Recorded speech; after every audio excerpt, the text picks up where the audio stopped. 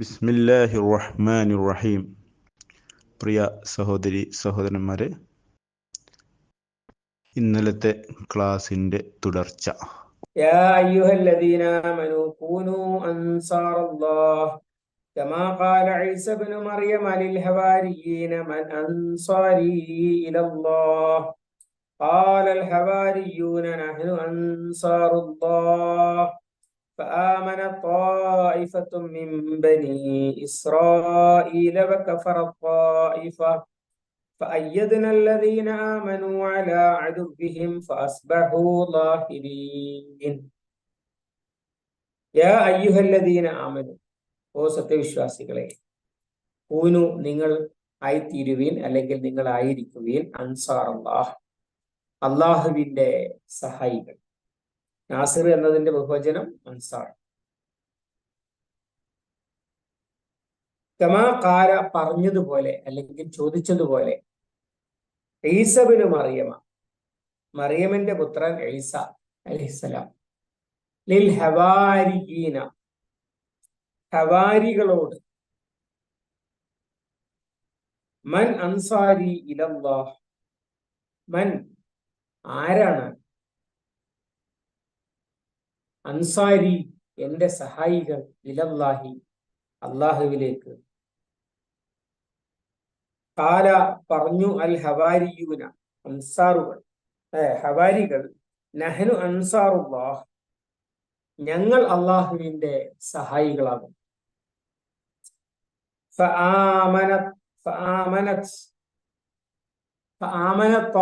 എന്നാണ് ഓതുമ്പോൾ ഓതുക. വാക്ക് ഫആമനത്, അപ്പോൾ വിശ്വസിച്ചു. ആമന വിശ്വസിച്ചു. ത്വായിഫത്ത് എന്നുള്ളത് സ്ത്രീലിംഗമായതുകൊണ്ട് ആമനത്ത് എന്നാണ്. അപ്പോൾ, അല്ലെങ്കിൽ അങ്ങനെ, അല്ലെങ്കിൽ എന്നിട്ട് വിശ്വസിച്ചു. ത്വായിഫത്തുൻ ഒരു വിഭാഗം, മിൻ ബനീ ഇസ്രായീല ഇസ്രായേൽ സന്തതികളിൽ നിന്നുള്ള, അല്ലെങ്കിൽ ഇസ്രായേൽ സന്തതികളിൽപ്പെട്ട, വകഫറത് നിഷേധിക്കുകയും ചെയ്തു, അല്ലെങ്കിൽ അവിശ്വസിക്കുകയും ചെയ്തു, ത്വായിഫത്തുൻ മറ്റൊരു വിഭാഗം.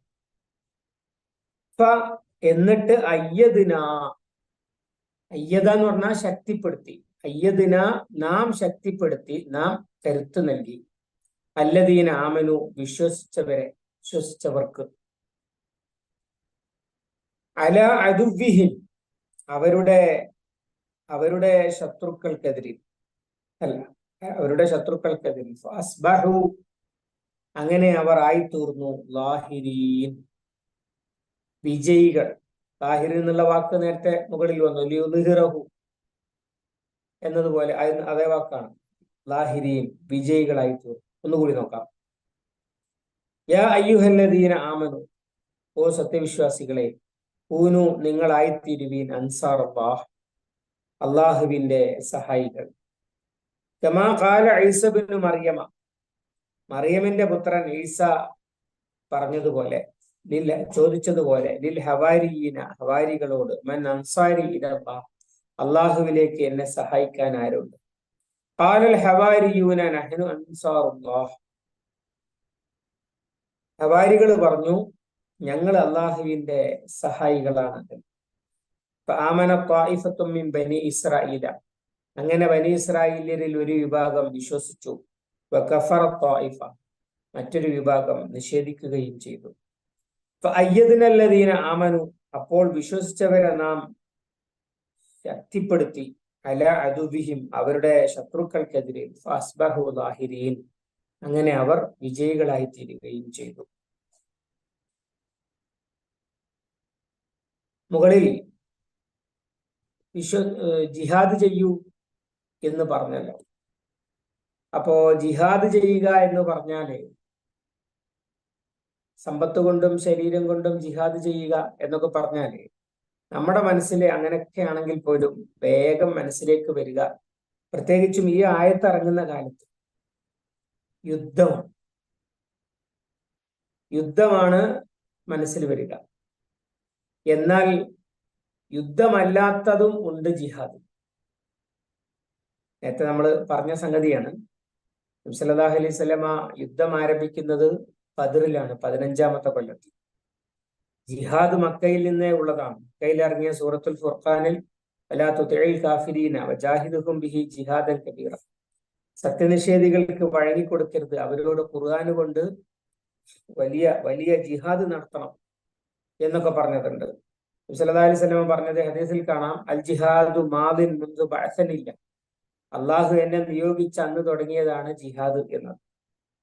അപ്പൊ ജിഹാദില് അസലിൽ യുദ്ധം മാത്രമല്ലല്ലോ ഉള്ളത്, പകരം അതിന്റെ മുമ്പ് ഒരുപാട് കാര്യങ്ങളുണ്ട്. സ്വന്തത്തെയും കുടുംബത്തെയും സമൂഹത്തെയും രാജ്യത്തെയും ലോകത്തെയും അള്ളാഹു പറഞ്ഞതുപോലെ ലിതകൂന കലിമത്തുല്ലാഹി ഹിയൽ ഉലിയ, അള്ളാഹുവിന്റെ വചനത്തെ വിജയിപ്പിച്ചെടുക്കുന്നതിന് വേണ്ടി നടത്തുന്ന മുഴുവൻ വാക്കും പ്രവൃത്തിയും ചിന്തയും എല്ലാം ചേർന്നതിന് പറയുന്ന ഒറ്റ വാക്കാണ് ജിഹാദ് എന്ന് പറയുന്നത്. ആ ജിഹാദിൽ സാധാരണഗതിയിൽ ചെയ്യേണ്ടത് എന്താണ്, അതാണ് ഇവിടെ വ്യക്തമാക്കുന്നത്. സത്യവിശ്വാസികള് ചെയ്യേണ്ട എല്ലാ കാലത്തും എല്ലാ നാട്ടിലും എല്ലാ ദിവസവും ചെയ്യേണ്ട കാര്യം എന്താണ്, അതാണ് ഇവിടെ ആഹ്വാനം ചെയ്യുന്നത്. യാ അയ്യുഹല്ലദീന ആമനു കൂനു അൻസാർ അല്ലാഹ്, സത്യവിശ്വാസികളെ നിങ്ങൾ അള്ളാഹുവിന്റെ സഹായികളായി തീരുവീൻ. അള്ളാഹുവിന്റെ സഹായികളായി തീരുക എന്ന് പറഞ്ഞാൽ എന്താണ്? അത് അള്ളാഹുവിന്റെ ദീനിന്റെ സഹായികളാകുക എന്നാണ് ഉദ്ദേശ്യം. അള്ളാഹു ഗനിയ്യാണ്, അവന് നമ്മുടെ സഹായം ആവശ്യമില്ല. പിന്നെ ഇവിടെ ഇതെന്തിനാണ് പറയുന്നത്? അത് ഉപമാലങ്കാരമായി പറയുന്നതാണ്. അള്ളാഹുവിന്റെ ദീനിനെ സഹായിക്കുന്നവർ അള്ളാഹുവിനെ സഹായിക്കുന്നവരെ പോലെയാണ്. ഞാൻ നേരത്തെ ഒരു അലി പുലി ഉദാഹരണം പറഞ്ഞത് നിങ്ങൾക്ക് ഓർമ്മ ഉണ്ടാവുമെന്ന് വിചാരിക്കും. ധീരതയുടെ കാര്യത്തിൽ അലി ആളൊരു പുലിയെ പോലെയാണ് എന്ന് പറഞ്ഞാൽ അത് പച്ച മലയാളം, അതിലൊരു സാഹിത്യവുമില്ല. സാഹിത്യമാകണമെങ്കിൽ ഇനി അതിൽ നിന്ന് കുറയ്ക്കണം. അത് ആദ്യം പോലെയാണ്. അപ്പോ ധീരതയുടെ കാര്യത്തിൽ അലി പുലിയാണ്. പിന്നെ ധീരതയുടെ കാര്യത്തിലേ പറയുകയുള്ളൂ എന്ന് കേൾക്കുന്നവർക്ക് മനസ്സിലാവുമല്ലോ, അതുകൊണ്ട് ധീരതയെ വെട്ടി, എന്നിട്ട് അലി പുലിയാണ്. കേൾക്കുന്നവർക്ക് തന്നെ മനസ്സിലാകും അലി ധീരനാണെന്നാണ് ഉദ്ദേശിച്ചത് എന്ന്. ഇനിയും സാഹിത്യമാക്കാൻ വേണ്ടി ചെയ്യുക, അലിയെ തന്നെ വെട്ടി, എന്നിട്ട് അലി വരുന്നത് കാണുമ്പോ പറഞ്ഞു പുലി അതാ വരുന്നത് അലിയാണ്. ഉദ്ദേശം ധീരതയുടെ കാര്യത്തിൽ അലി ആളൊരു പുലിയെ പോലെയാണ് എന്നാണ്. ഇനി പുലിയെയും വെട്ടി, അതൊന്നുമില്ല. പിന്നെ എന്ത് പറഞ്ഞു? പുലിയുടെ ലവാസി, പുലിയുടെ അനിവാര്യതകൾ അലിയിലേക്ക് ചേർത്തു പറഞ്ഞു. അഥവാ അലിയുടെ പ്രസംഗം കേൾക്കുമ്പോൾ അല്ലെങ്കിൽ അലിയുടെ സംസാരത്തെക്കുറിച്ച് പുലിയുടെ ഗർജനം കേൾക്കുന്നില്ലേ, പുലിയുടെ എന്ന് പറയണ്ട, ഗർജനം കേൾക്കുന്നില്ലേ എന്ന് ചോദിച്ചു. അലിയുടെ പ്രസംഗത്തെക്കുറിച്ച് ഗർജനം കേൾക്കുന്നില്ലേ എന്ന് ചോദിച്ച ആൾ ഉദ്ദേശിച്ചത് എന്താണ്? ധീരതയുടെ കാര്യത്തിൽ അലി പുലിയെ പോലെയാണ്, അതിനാൽ അലിയുടെ സംസാരം പുലിയുടെ ഗർജനത്തിന് തുല്യമാണ്. ഒക്കെ ആ വാചകത്തിലുണ്ട്. പക്ഷെ ആകെ ചോദിച്ചിട്ട് എന്തേ ഉള്ളൂ? ചോദിച്ചിട്ടുള്ളത് ഗർജനം കേൾക്കുന്നില്ല എന്ന് മാത്രമാണ്. എന്നതുപോലെ അള്ളാഹുവിന്റെ ദീനിനെ സഹായിക്കുക എന്ന് പറയുന്ന പ്രവൃത്തി ചെയ്യുന്നവൻ അള്ളാഹുവിനെ സഹായിക്കുന്നത് പോലുള്ള പണിയാണ് ചെയ്യുന്നത്. അള്ളാഹ്ക്ക് ഇവന്റെ സഹായമൊന്നും ആവശ്യമില്ല, പക്ഷേ ആ പണിയുടെ ക്വാളിറ്റി അത്ര മഹത്തരമായിട്ട് അള്ളാഹു താല എടുത്തു പറയുകയാണ്. എന്നിട്ട് അതൊക്കെ അങ്ങ് ഒഴിവാക്കി അള്ളാഹുവിന്റെ ദീനിന്റെ വളർച്ചക്കും വികാസത്തിനും വിജയത്തിനും തെക്കൂന കലിമത്തുല്ലാഹി ഹിയൽ ഉലിയ, അള്ളാഹുവിന്റെ വചനം അത്യുന്നതമാകുന്നതിന് വേണ്ടി എടുക്കുന്ന സകലമാന പണികളും അള്ളാഹു സുബ്ഹാനഹു വ തആല സ്വീകരിക്കുക, മനുഷ്യരുടെ കൂട്ടത്തിൽ വലിയ പ്രയാസപ്പെടുന്ന ഒരാള് വലിയൊരു സഹായം കിട്ടിയത് സ്വീകരിക്കുന്നത് പോലെയാണ്. ഈ പ്രവൃത്തി അള്ളാഹു അല്ലാതെ പ്രയാസപ്പെടുകയാണെന്ന് മനസ്സിലാക്കിയിട്ട് അള്ളാഹുവിനെ ഒന്ന് രക്ഷിക്കാം, സഹായിക്കാം എന്ന് വിചാരിച്ച് ചെയ്യുന്നത് പോലുള്ള മഹത്തരമായ പണിയാണ് എന്ന് ഉപമിച്ചു പറയാൻ വേണ്ടി ഉപയോഗിച്ചതാണ് ഊനു അൻസാർ അല്ലാഹ്, നിങ്ങൾ അള്ളാഹുവിനെ സഹായിക്കുന്നവരാകുക. ഇനിയുമുണ്ട് അതിന്റെ ഒരു സാങ്കത്യം. അതെന്തിനാണ് എന്നാലും അങ്ങനെ പറയുന്നത്? അത് അള്ളാഹു സത്യവിശ്വാസികൾക്ക് അള്ളാഹു അവന്റെ അടിമകൾക്ക് കൊടുത്ത ഒരു ഓഫറാണ്. നമ്മൾ തുടക്കത്തിൽ പഠിച്ചതാ, ഫൈമ്മാ യഅ്തിയന്നക്കും മിന്നീ ഹുദൻ ഫമൻ തബിഅ ഹുദായ ഫലാ ഖൗഫുൻ അലൈഹിം വലാ ഹും യഹ്സനൂൻ. എന്നിൽ നിന്ന് സന്മാർഗം വന്നു കിട്ടും, ആ സന്മാർഗം പിൻപറ്റിയാൽ ദുഃഖിക്കാനില്ല, ഭയപ്പെടാനില്ല എന്ന്. ഇന്ന അലൈന അലൽ ഹുദ, നിശ്ചയം ഹിദായത്ത് കാണിക്കുക എന്നത് നമ്മുടെ ബാധ്യതയിൽപ്പെട്ടതാണ് എന്നും പറഞ്ഞതുണ്ട്. അള്ളാഹു സുബ്ഹാനഹു വ തആല ഈ ഓഫർ പൂർത്തീകരിക്കുക എങ്ങനെയാണ്? അവന്റെ അടിയാറുകളിലൂടെയാണ്, മലക്കുകളിലൂടെ, നബിമാരിലൂടെ, മോമിനുകളിലൂടെയാണ് അള്ളാഹു അവന്റെ അടിയാറുകൾക്ക് സന്മാർഗം എത്തിച്ചു കൊടുക്കുക.